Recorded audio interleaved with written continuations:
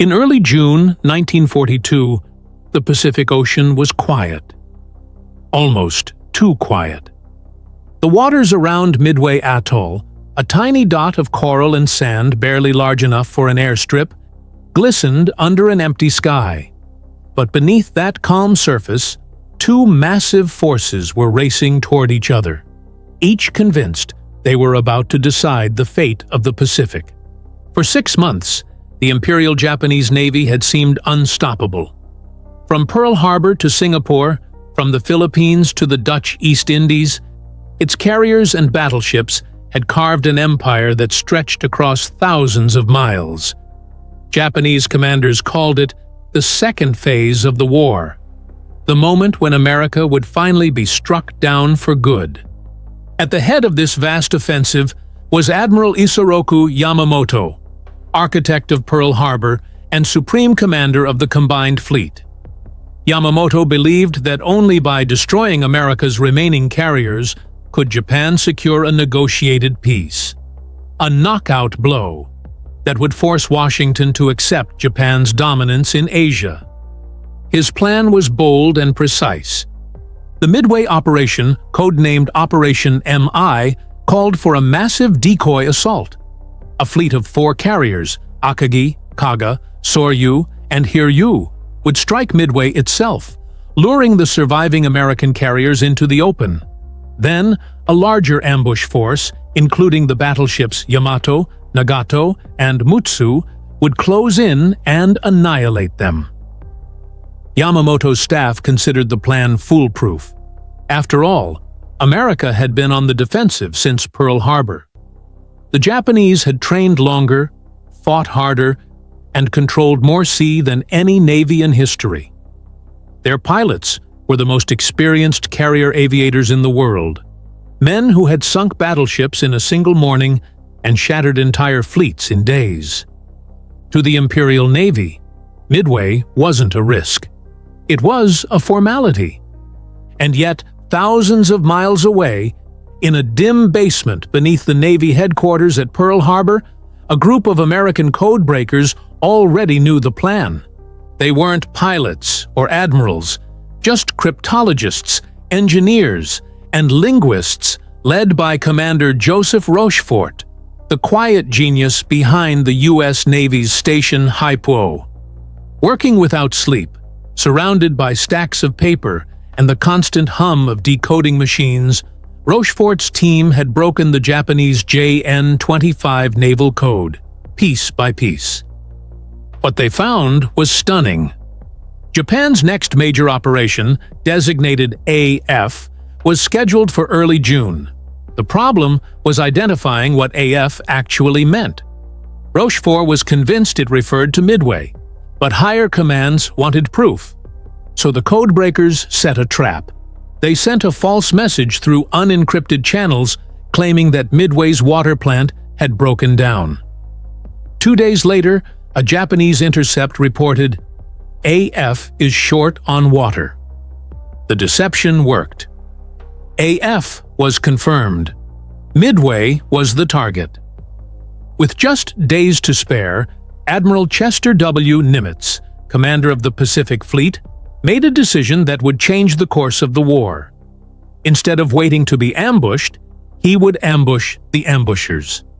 He gathered what little strength he had left: 3 battered carriers, USS Enterprise, USS Hornet, and USS Yorktown, and sent them to lie in wait northeast of Midway. Yorktown, still scarred from the Battle of the Coral Sea, had been hastily patched up in just 48 hours. Her welds were still warm when she left Pearl Harbor. By June 3rd, the stage was set. Japan's fleet, the most powerful ever assembled, advanced toward Midway under a curtain of secrecy.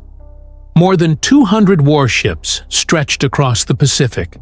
Carriers, cruisers, destroyers, and submarines, all moving with perfect coordination.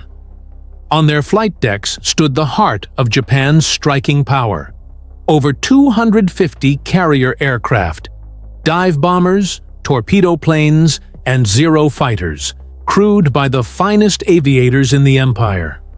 Many had been flying together since the attack on Pearl Harbor. Their confidence bordered on arrogance. To them, the Americans were still reeling. Amateurs playing at war. As dawn approached on June 4, 1942, the Japanese fleet reached its launch point, 240 miles northwest of Midway. On Nagamo's flagship Akagi, flight crews in white uniforms prepared the first wave. The smell of aviation fuel filled the decks. Pilots climbed into their cockpits, bowed to the rising sun, and waited for the signal. The calm morning sky was about to erupt into fire. And while Nagamo's men armed their planes far to the east, 3 American carriers sat hidden beneath the horizon, silent, unseen, and ready. The battle that would decide the Pacific was just hours away.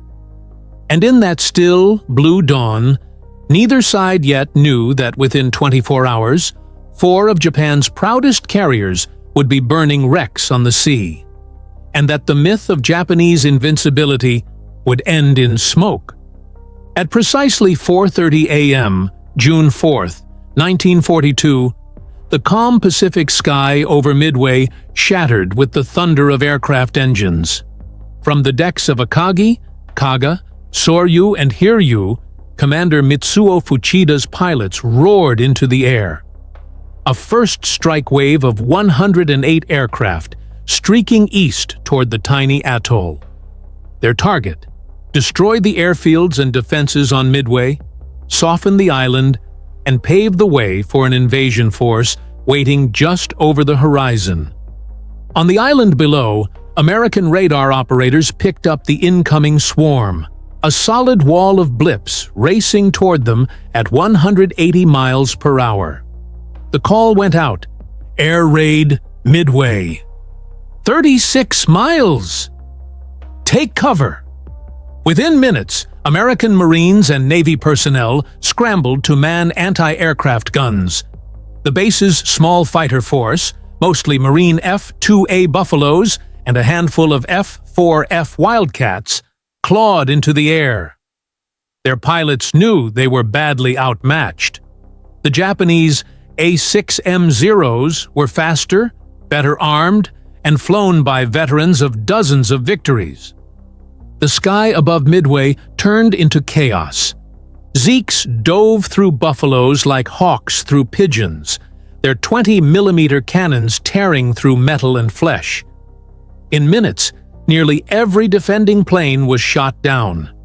Yet the survivors kept fighting, diving through clouds of tracer fire to take one last shot at the bombers hammering their home.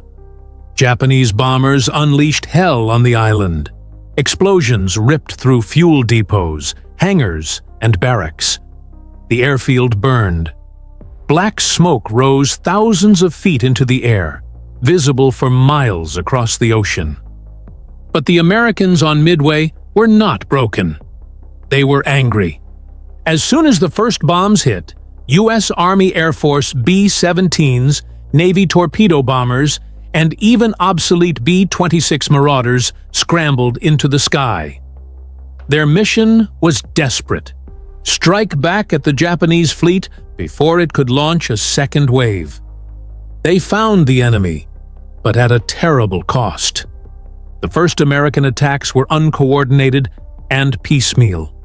Without fighter escort, the slow, low-flying torpedo planes were shredded by Zeros before they could even line up a shot. Pilots went down one after another, their aircraft bursting into fire as they crashed into the sea. By 7 a.m., the Japanese had achieved what looked like complete dominance. The island was burning. The American counterattacks had failed. The carriers Akagi and Kaga prepared to reload for a second strike, this time aimed directly at Midway's runways to finish the job. But that's when Vice Admiral Chuichi Nagamo, commander of the carrier force, faced a decision that would decide the fate of the entire Pacific War. Reports began arriving that American ships, possibly carriers, were somewhere to the northeast. If true, it meant the enemy was closer than expected. But Nagumo hesitated. He still had half his planes airborne and the others armed for a land strike. To attack the American fleet, he'd need to rearm them with torpedoes, a dangerous, time-consuming process that left his decks full of exposed bombs, fuel hoses, and aircraft loaded with ordnance. For 45 critical minutes, Nagumo debated. He ordered planes to be rearmed, then cancelled, then rearmed again as conflicting reports came in. The confusion below decks turned into chaos. Hangars filled with bombs being swapped, torpedoes moved by hand, and aircraft refueled in the open. It was a floating powder keg waiting to ignite. At that very moment, over 100 miles away, Admiral Raymond Spruance aboard USS Enterprise received word that the Japanese carriers had been spotted. Without hesitation, he gave the order that would define the battle. Launch the attack! The American carriers began launching every aircraft they could get into the air. Devastator torpedo bombers, Dauntless dive bombers, and Wildcat fighters. It was 7:10 a.m. The sky filled with the roar of radial engines as waves of planes lifted off the decks, their bomb bays loaded, their pilots tense. The Americans had no guarantee they'd even find the enemy. But their mission was clear: locate the Japanese carriers and strike before Nagumo could prepare his second wave. The first to make contact were the torpedo squadrons, and they paid dearly for it. VT-8 from USS Hornet, commanded by Lieutenant Commander John Waldron, pressed their attack without fighter escort. All 15 planes went in low and straight, heading right for the carriers, and all but one were shot down before releasing their torpedoes. Not one hit. Moments later, VT-6 from Enterprise and VT-3 from Yorktown attacked next. Same result. Out of 41 torpedo bombers, 35 were destroyed. Dozens of young pilots died in the water, their planes still burning as they hit the waves. It looked like another American disaster, but those doomed attacks achieved something no one expected. They pulled the Japanese combat air patrol down to sea level, leaving the skies above open. At 10:20 a.m., that small opening became the moment that changed the Pacific War forever. Because high above, unseen and unopposed, a formation of U.S. Navy SBD Dauntless dive bombers, launched from Enterprise and Yorktown, had just found the Japanese fleet. Guided by sheer luck, instinct, and a few last-minute sightings, they approached the carriers from 20,000 feet. Below them, the Japanese decks were packed with fueled aircraft, armed bombs, and crew rushing to launch the second strike. The Americans rolled into their dives. At 10:20 a.m. on June 4, 1942, the Pacific sky was silent for a heartbeat. Then the roar of SBD Dauntless dive bombers shattered the air. From 20,000 feet above, Lieutenant Commander Wade McCluskey of the USS Enterprise peered down through a clear patch in the clouds and saw something gleaming below. The wakes of Japanese destroyers slicing through the blue water. Following them like a hunter tracking prey, McCluskey banked his squadron east. Then, suddenly, the ocean opened up beneath them. And there they were. The Japanese carrier fleet spread out below, decks swarming with aircraft being armed and refueled. The sight was beyond belief. Below, sailors rushed between rows of parked planes, fuel hoses snaking across the decks, bombs lying everywhere, open and exposed. In that single instant, McCluskey knew. This was the one perfect moment. Everything depended on it. He gave the order. Attack! Dive! Dive! Dive! From 20,000 feet, the Dauntlesses dropped into their near-vertical dives. The howl of wind over the canopies was deafening, Each pilot gritted his teeth as the G-forces pinned him to his seat. At 3,000 feet, they released their bombs, one after another, and pulled out just above the waves. What followed lasted only minutes, but it rewrote the course of the war. At 10:22 a.m., bombs struck the Japanese carrier Kaga. The first bomb smashed into her forward flight deck. Seconds later, two more tore through the hangar, igniting dozens of fully fueled aircraft. Gasoline lines exploded, ammunition cooked off, and in seconds, Kaga became an inferno. Her bridge was engulfed. Men leapt into the sea to escape the flames. Only moments later, Akagi, the flagship of Vice Admiral Nagamo, was hit.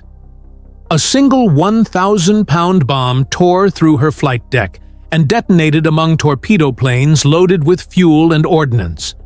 The explosion was like a small nuclear blast, fire leaping hundreds of feet into the air. Within minutes, Akagi was dead in the water. Nagumo, forced to abandon his burning ship, stepped into a destroyer's launch and watched helplessly as his command went up in flames. To the north, another American squadron from USS Yorktown found Soryu. 3 direct hits turned her into a floating torch. Flames tore through the hangars, and secondary explosions rocked the hull. In less than 5 minutes, 3 of Japan's 4 carriers were mortally wounded. Their flight decks engulfed, their crews trapped, their air groups obliterated before they could even launch. The Pacific balance of power had flipped in the time it takes to boil water. But the battle wasn't over. From the smoke and chaos, the lone surviving Japanese carrier, Hiryu, launched a desperate counterattack. Her air group of dive bombers, led by seasoned ace lieutenant Michio Kobayashi, took off and found the USS Yorktown. The American carrier was still recovering her returning aircraft when the first bombs fell. 2 direct hits tore through Yorktown's decks, setting fires and crippling her boilers. She went dead in the water, listing hard to port. Yet American damage control crews, disciplined, determined, fought back furiously. Within an hour, the fires were contained. The ship was upright. Yorktown's crew had brought her back to life. Then, Hiryu struck again. This time, torpedo bombers came in low, skimming the waves. 2 torpedoes slammed into Yorktown's side. The ship shuddered violently. Power failed, compartments flooded, and the order was given to abandon ship. Yorktown's crew slid down ropes into the oil-slicked sea, watching as their ship slowly died. But they had done their job. Their sacrifice had bought time for the rest of the fleet. The reprisal was swift. By late afternoon, U.S. reconnaissance aircraft had located Hiryu. Admiral Spruance gave the order, strike before nightfall. Dive bombers from Enterprise and Hornet descended out of the sun. 2 bombs hit Hiryu, blowing open her flight deck and igniting aviation fuel below. Within minutes, she too was burning fiercely. All 4 of Japan's frontline carriers, Akagi, Kaga, Soryu, and Hiryu, were gone. The sea that morning had been calm and blue. By sunset, it was black with oil, fire, and debris. The might of the Imperial Japanese Navy's carrier arm, the same force that had struck Pearl Harbor 6 months earlier, had ceased to exist in a single day. Thousands of sailors perished in the flames or drowned in the wreckage. Survivors clung to floating debris, watching the horizon as the sun sank behind the smoke. For the first time in the Pacific War, it was Japan's turn to feel the sting of overwhelming defeat. Above it all, Admiral Spruance's carriers turned east, their decks battered but still operational. America had not just survived, it had struck back, and struck hard. Midway had turned from a planned Japanese ambush into a complete reversal of fortune. The hunter had become the hunted. The morning after the battle, the Pacific was still burning. The horizon around Midway shimmered with smoke columns that rose like funeral pyres. The wreckage of 4 Japanese carriers, Akagi, Kaga, Soryu, and Hiryu, drifted in oil-soaked waters. The once proud heart of Japan's carrier force was gone, taking with it more than 3,000 sailors and airmen. For the first time since the war began, the Imperial Japanese Navy stared at defeat. Total, undeniable defeat. Survivors floated amid twisted metal and drifting life rafts. Rescue ships searched through debris fields that stretched for miles. For many Japanese sailors, there would be no rescue. Those pulled from the water were silent, staring blankly at the horizon. Men who had seen the impossible. In the Japanese command chain, the shock ran deep. Admiral Isoroku Yamamoto, the architect of Pearl Harbor, sat aboard his flagship Yamato when the reports came in. 1 carrier lost, then 2, then 3, finally the 4th. Yamamoto, who had once warned his government that Japan could only dominate the Pacific for 6 months, now saw his words fulfilled. He quietly ordered his fleet to withdraw westward. Midway was abandoned. The dream of trapping the U.S. Navy and forcing a negotiated peace vanished beneath the waves. Back in Japan, news of the loss was suppressed. Official reports mentioned a setback near Midway, nothing more. The public was told that Japanese forces had withdrawn strategically. But inside naval headquarters, the truth could not be hidden. 4 of the 6 carriers that had bombed Pearl Harbor were now gone. Along with them, Japan had lost over 250 veteran pilots, men trained through years of combat experience, pilots who could not be replaced quickly. In a war of industry, Japan's clock began to run out. Meanwhile, in the United States, the news electrified the nation. After 6 months of humiliation following Pearl Harbor, the tide had turned. Admiral Chester W. Nimitz, commander of the U.S. Pacific Fleet, sent a simple coded message to Washington. Midway battle results. Decisive victory. For the men who fought, however, victory came at a price. The USS Yorktown, already crippled in the battle, was being towed by destroyers when Japanese submarine Feiyan 168 slipped into the area. 2 torpedoes struck Yorktown and her escorting destroyer, Hamon. Within minutes, Hamon exploded and sank. Yorktown capsized the following morning. She slipped beneath the surface at dawn on June 7th, taking 141 men with her. Even in victory, the Americans were reminded of how narrow the margin had been. Had the Japanese spotted the U.S. carriers first, had their scout planes arrived minutes earlier, the outcome could have been reversed. The difference between triumph and disaster was measured in minutes and in human courage. On Midway Atoll itself, the Marines and Navy personnel who had survived the bombing raids watched as supply ships arrived to deliver medical aid and reinforcements. The island was littered with burned-out wrecks of Japanese bombers, their twisted fuselages still smoking. Graves were dug in the coral sand for the defenders who had fallen in the first attack. Midway had held. Against overwhelming odds, it had become a symbol of defiance. Across the American fleet, there was no celebration, only exhaustion and quiet pride. Pilots who had seen their friends go down in flames knew what victory had cost. The men of the torpedo squadrons, who had charged into suicidal attacks so the dive bombers could find their mark, were gone, nearly all of them. Out of 41 aircraft, only a handful returned. Their courage had paved the way for victory, but few would live to see it. In the days following, Admiral Spruance and Admiral Fletcher returned their battered ships to Pearl Harbor.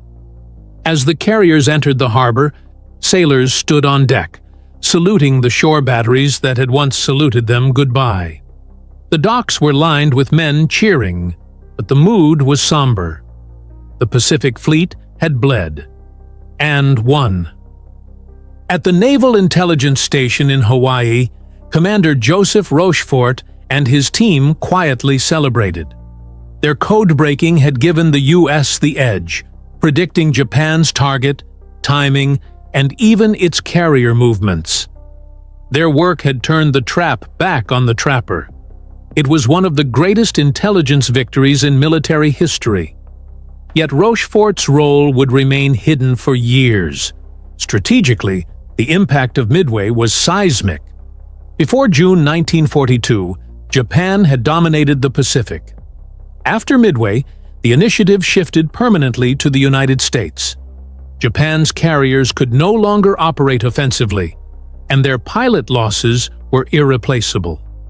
Within 6 months, the U.S. would go on the offensive at Guadalcanal, forcing Japan into a long, grinding retreat that would end 3 years later in the ruins of Tokyo Bay. For the Japanese Navy, the loss at Midway was more than just ships. It was the loss of its edge, its belief in invincibility. From that point forward, every battle would be fought with the knowledge that the Americans had caught up, that Japan's dominance was no longer guaranteed. The Battle of Midway was over, but its echoes would roll across the Pacific for the rest of the war. When the flames of Midway finally died out, the balance of the Pacific had changed forever. What had begun as Japan's final bid for total control of the ocean ended with its most devastating defeat. The loss of 4 fleet carriers, over 250 aircraft, and thousands of veteran airmen crippled Japan's offensive strength beyond recovery. The same pilots who had bombed Pearl Harbor and terrorized the Pacific were gone, replaced in later battles by hastily trained recruits who would never match their predecessors' skill. From that moment, Japan could no longer fight a long war of attrition. Its vast empire now stretched across thousands of miles of ocean, but it lacked the naval power to defend it. The Imperial Japanese Navy, once feared as the most modern and disciplined force in the Pacific, began to fracture under pressure. The nation's shipyards and fuel reserves simply could not replace what had been lost in a single day. In contrast, the United States began an industrial surge unmatched in history. Shipyards on the West Coast produced carriers, destroyers, and submarines at a staggering pace. Aircraft factories rolled out hundreds of new planes every week. The lessons learned at Midway, coordination, timing, intelligence, and decisive leadership, became the backbone of every future operation, from the Solomon Islands to the Philippines. For the men who fought, Midway was a permanent scar. Pilots who survived the attack spoke of the terrifying beauty of that morning. The clear blue sky, the glint of sunlight on the ocean, and the sudden explosion of fire that changed everything. Many described it as a battle where chance, courage, and fate collided in perfect balance. One missed report, one delayed order, and the outcome could have been reversed. Admiral Chester Nimitz later called Midway a victory of intelligence, initiative, and luck. Historians would add another word: sacrifice. The torpedo squadrons that were annihilated bought the minutes needed for the dive bombers to strike. The men on Yorktown who fought the fires until the end showed the determination that would define America's war effort. Midway was not just a tactical triumph. It was proof of what relentless courage could achieve against impossible odds. In Japan, the loss was never fully acknowledged to the public during the war. Censorship hid the scale of the disaster, but among the officers of the Imperial Navy, there was a silent understanding that the war's outcome had shifted. Admiral Yamamoto, who had planned Pearl Harbor and warned his government about America's industrial strength, knew it better than anyone. When he learned of the defeat, he reportedly said, "I fear all we have done is to awaken a sleeping giant and fill him with a terrible resolve. Midway was that awakening, the moment the United States stopped reacting and started advancing. Over the next 3 years, the Pacific would become a relentless tide rolling westward. Guadalcanal, Tarawa, the Marianas, Leyte Gulf, Iwo Jima, Okinawa. Every island, every battle was a step closer to Tokyo, and every victory could be traced back to the morning when the ocean burned at Midway. Today, the Battle of Midway stands as one of the greatest naval engagements in history. It was proof that knowledge, timing, and courage could overturn even the most powerful empire. It showed that a handful of pilots, fighting on the edge of exhaustion, could change the course of a world war in just 5 minutes. The ghosts of Midway, the men who flew into flames, who sank with their ships, who fought on burning decks, are remembered not just as soldiers, but as the moment when hope returned to the Pacific. Their sacrifice marked the turning of the tide, when America began its long march toward victory, and Japan began its slow, unstoppable fall. If you are moved by this story, don't just scroll past, like, share, and subscribe to WWII Heroes Legends. Every week, we bring to life the true stories of courage, loss, and sacrifice that shaped the world. Because history isn't just remembered, it's relived.